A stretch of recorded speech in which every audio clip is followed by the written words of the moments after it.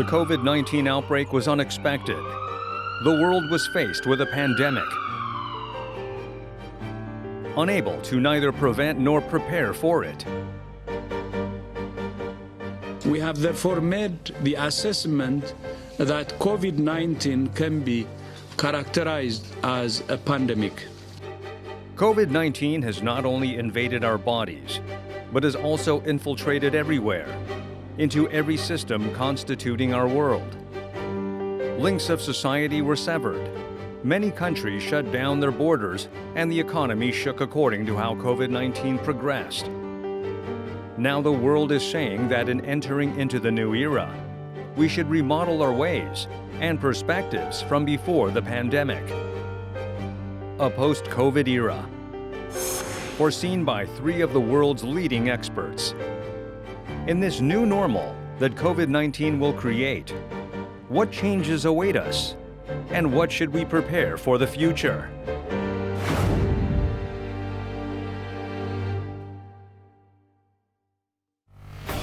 When the virus started spreading from its place of origin, Wuhan, China, many countries began restricting entry and departure as well as sealing their borders. In face of a newly encountered pandemic, many countries failed to contain the spread of the virus. As the pandemic prolonged, international exchange became more and more difficult. Amidst the threat of the powerful virus, countries had to survive alone. Scholar of political diplomacy and Chancellor of Korea National Diplomatic Academy of Ministry of Foreign Affairs, Kim Joon-hyung describes the current situation as follows. Pandemic is kind of poetic justice, I think, because this pandemic actually used this globalization trend or connection. We call it ultra or high connectivity world. So this pandemic, this globalization kind of infrastructures or highway for this disease to go around and spread around. Chancellor Kim Joon-hyung is the head of the think tank for Korean diplomacy and a pioneer in building a peace system of the Korean peninsula. Kim does not simply regard the current pandemic as an era of chaos.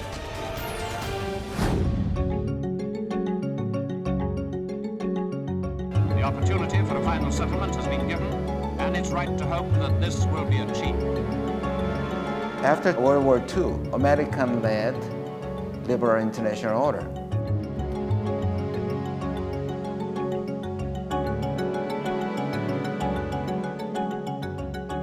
The climax of this system was right after the collapse of socialism.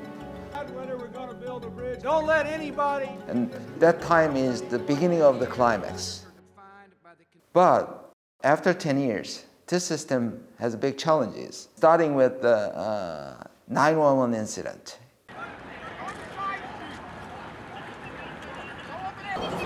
When the US was the strongest hit by this terrorism. Of course, that didn't break down the system or US, but that is big shock.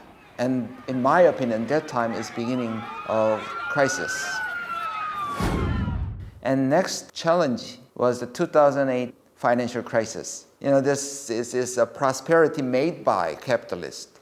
Firstly, majorly, and mainly hit by this shock and actually shattered.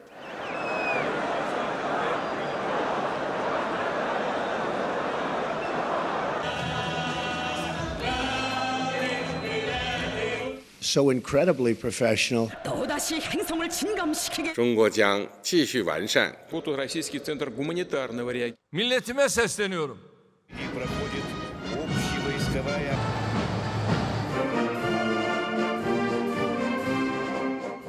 And next challenge in 2016. Actually, in that year, 2 important events occurred. One is Brexit.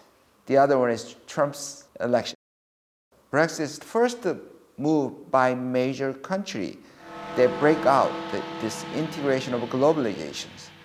So this is more like a nationalistic, make British great again. And in the same sense, that Trump's election actually was, he called it, no more world leadership. Or, he said it's called MAGA, and make America great again. That means U.S. actually created and founded this order. Of course, this is for U.S. interest. So rule maker and rule runner actually giving up their role and going back to their own interest. China's challenge, we call it, strategic competition between U.S. and China. This is a little different from U.S.-Soviet's Cold War. At the time, we call it balance of terror. I've been working very hard with my representative. But now, China is very unique, and China and U.S. very intertwined, interdependent. We call it plenemy, friend at the same time and enemy. So we cannot identify, and they have a hard time identifying China. So it's kind of undecided, confusing, and unpredictable. So that's why we are in the middle of transitions, that we are all insecure about this. People call it, then who's the leadership? And nobody's. So look at that. WTO, almost dysfunctionalized. And Paris Climate Change Accord, actually, Trump got out of it. And the other is WHO. And people call it, WHO is too inclined to China. And some people, it's the US fault because they dismiss that. So look at these international organizations. They're all kind of cannot function very well. So no leadership. That's why we call it G0.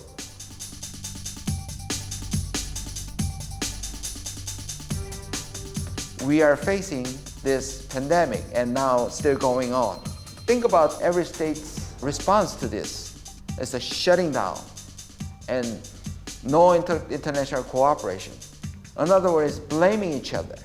Until everybody's safe, nobody's safe, especially two leadership, China and the US, they're blaming each other.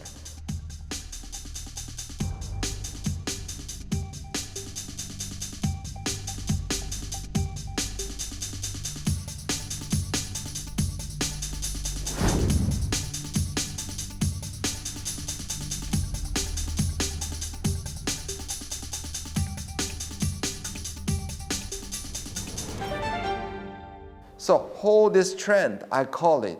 This is another side of this pandemic is crumbling this liberal international order.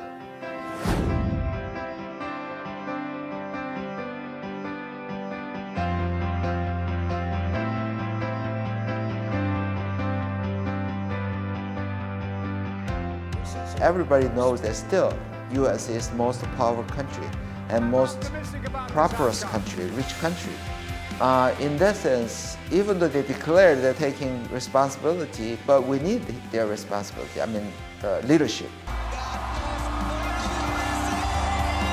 Tomorrow, okay? But I want to thank, and together with the incredible people of Wisconsin. It's great to see you. Everybody out, get them out.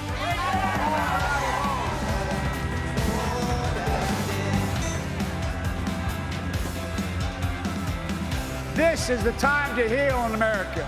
Trump is definitely in the context of the trend that I talked about. He defied American way of life and American way of leadership in international arena. Biden, as he declared that America must lead again, and he's going back to conventional diplomacy. That used to be the trademark of U.S. policy. I'm not saying it's going to be successful, at least it's called inflection points. So that means he's tried to turning. Actually, Trump is kind of turning away, and Biden, the president-elect, actually trying to turn again. And it'll be a priority for me as president. It's going to be a true partner. And the bottom line is, he has a tons of tasks domestically, take care of pandemic issues, because so many, dying people, and recovering economy. One of that is, in the name of U.S. must lead again, is revival of multilateralism. Is it possible? the definition of multilateralism depending on, is different depending on country. For example, let's say G10 or G7 or sometimes, Quad or Quad Plus, those the word, is accepted as a multilateralism in the US. But China's perspective, that's actually not multilateralism. It's more likely scheme for containing China. So that's the one problem. 习近平来到地坛医院门诊楼1层，并叮嘱他们做好。 But there are several areas that trans-Pacific cooperation possible, and actually Biden stated that. One is climate change, and they need cooperation from China. Second one is North Korean issue, because they have leverage over North Korea. And the other part is less than these two, but public health issues. To solve this problem, we have to work together. Because one country is okay, but later on, another country can spread the germ to that. So it's kind of a first wave, second wave, and third wave is possible. So to prevent that from spreading more, we need cooperation, but at this moment, more likely nationalistic compartmentalization. There are some options or scenarios. One is going back to the international cooperation. Let's say WHO has a problem, UN has a problem, but by reforming that, we can tackle this problem more efficiently. Another one is different regional cooperations, and we can have like at least a buffer. If two superpowers fight each other, and medium or second-tier countries, rich countries can take care of themselves. But what if those areas, Latin America, Africa, and Asia, we have to take care of them, especially for preventing this disease from spread. So that means we need some kind of buffer, or a second choice we call regional cooperation, really important.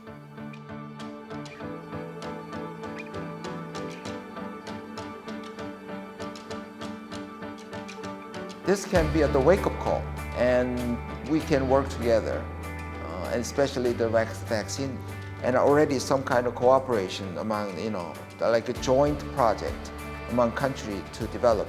Of course, even each country are trying to get vaccine, but there are also international cooperation for vaccine, and let's see how it succeeds.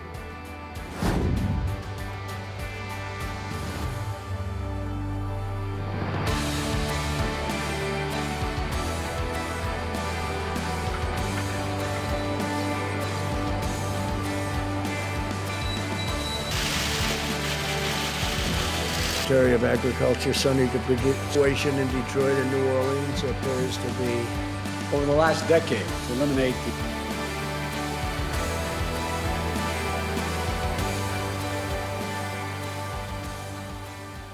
Biden's campaign promise, one of the important major part is to recover the relations, heal the relations of partners and allies that actually, he called it, Trump destroyed it. Treated like a protection racket.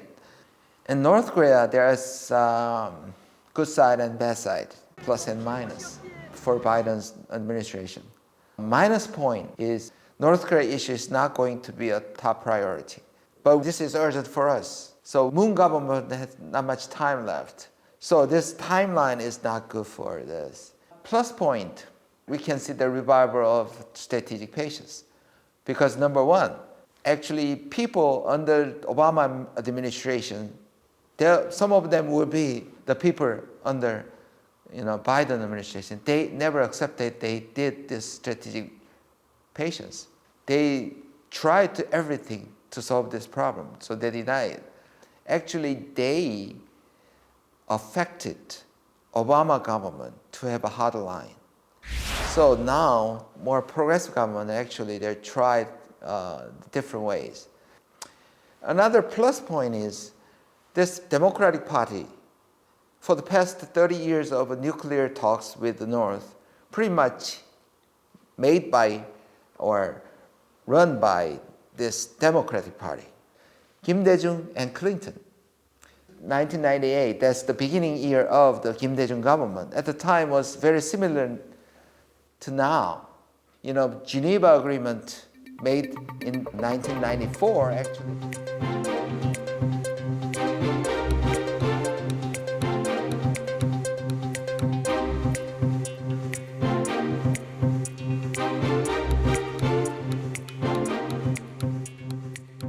Actually having a hard time because the Republican took over Congress. So this heavy oil issues or light water reactors are kind of deadlocked. And from the frustrations, North Korea shoot this medium-range Nodong missile over Japan. And Clinton government got so mad and tried to implement hardline policy. Kim Dae-jung government, Im Dong-un at the time, flew over to the Washington and persuade them. We call it Perry process.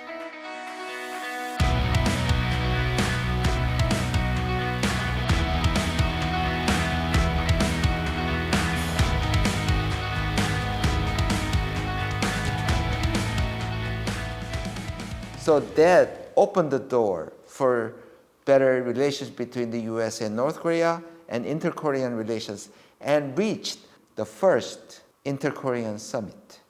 So maybe it can be repeated. In that sense, it's a plus.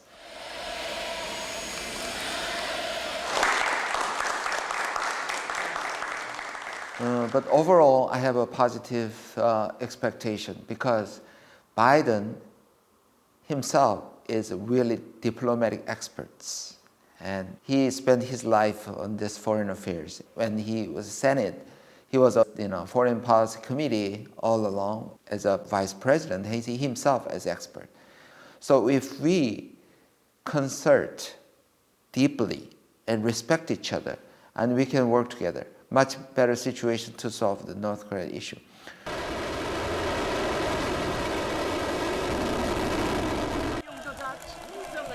We know that North Korea, they're mavericks. Sometimes they provoke, they cheat. But I think right now, even though they look strong, they think they are a better position. I don't think so. They have a dilemma too. They know that under this sanction system, they cannot go forever. So they need to solve this problem. So if we give incentive, not giving in without reciprocal action from them, but if we provide incentive, I think that will be a good chance to solve. Not right away all the problems, but we can go and solve the problem and restart negotiation process.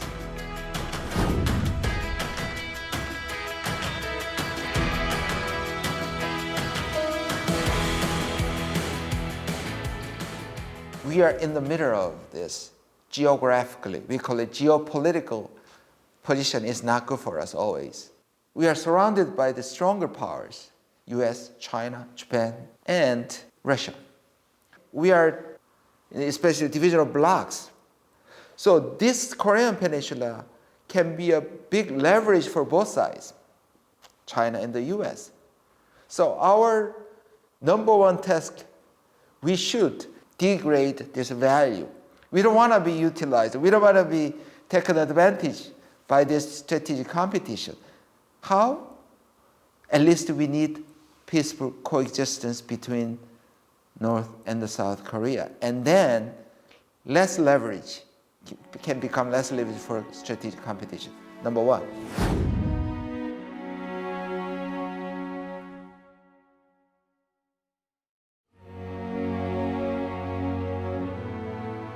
People say that, how can Korean people have a torch of peace? They said Korean cannot, but I disagree with it. We are the one can talk about peace. When we talk about peace, it's a sincere, genuine, because we don't have peace all along. Our peace is not complete, always on the edge. I think Korea has every right to say it can affect, it can touch other countries and to the world, and they is sincere and genuine. I like this word miss, M-I-S-S, has a very philosophical interpretation, in my opinion. Miss means they lost something, so they miss it. So because we miss peace, so we miss peace.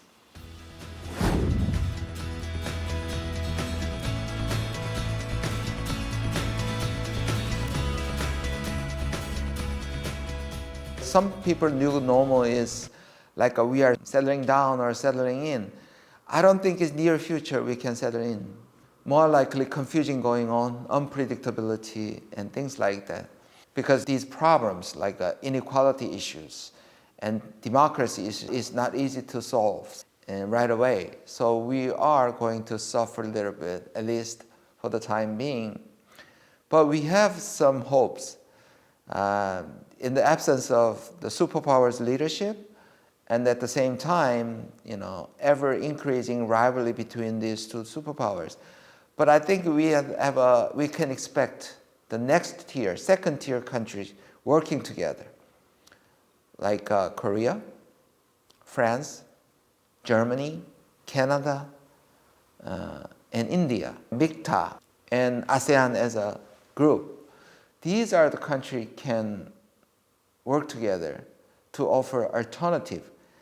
Because very interesting statistic here, let me introduce that.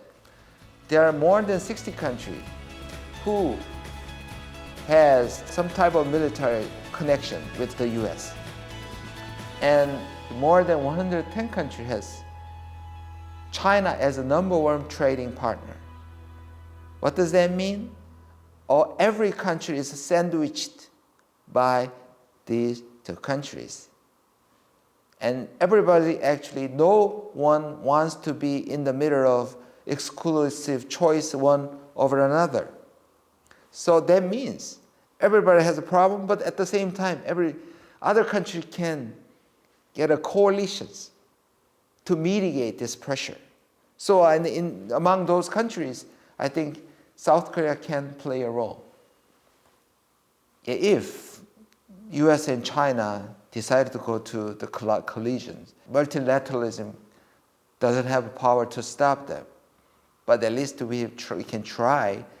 The multilateralism may be the only chance to mitigate, because as a group, if we work together, and then we can, on the one hand, we can provide buffer that mitigate this competition. On the other hand, on the hinder side, and all the problems this world has.